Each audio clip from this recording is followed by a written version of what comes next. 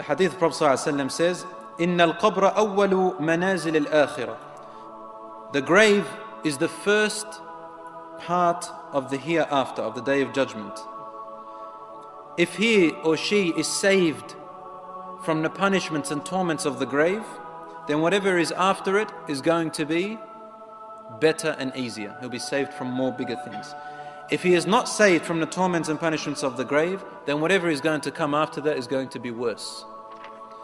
My brothers and sisters in Islam, when a person goes to the grave, the Prophet ﷺ tells us, he or she takes with them three things. One stays and two return.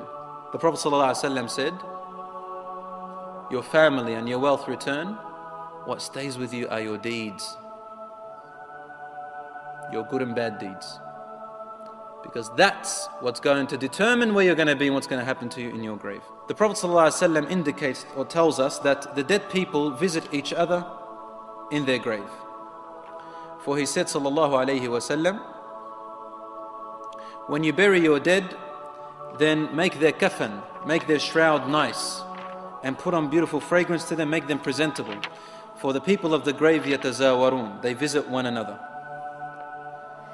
The Prophet ﷺ told us that a person who is being punished in their grave, the animals can hear him or her. Aisha radiallahu anha said, two old Jewish women entered my house one time in Medina, because they were neighbors. And they said to me, the people of the grave get punished inside their graves. So I said to them, you are lying. This is not true. People in their graves don't get punished. Then they left.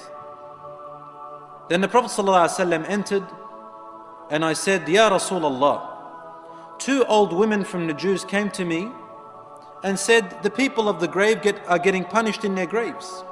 The Prophet ﷺ said, Sadaqata, innahum yu'adhabuna adhaban tasma'uhu al-baha'im. They spoke the truth, those two Jewish women.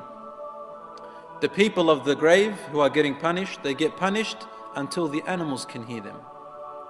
So the human beings and the jinns can't hear them, but the animals can hear them every now and then. Now, I don't mean to scare you, but it is our deeds which inevitably decide what the status of our graves are going to be like. إِمَّا رَوْضَةٌ مِّن رِيَاضِ الْجَنَّةِ وَحُفْرَةٌ مِّن حُفَرِ النَّارِ. Either a garden from the gardens of paradise or a pit from the pits of hellfire. وَالْعِيَاذُ بِاللَّهِ. So the Prophet ﷺ himself is to say, أَعُوذُ بِاللَّهِ مِنْ عَذَابِ الْقَبْرِ. Oh my Lord, I seek your protection from the punishment of the grave. And this is what we should be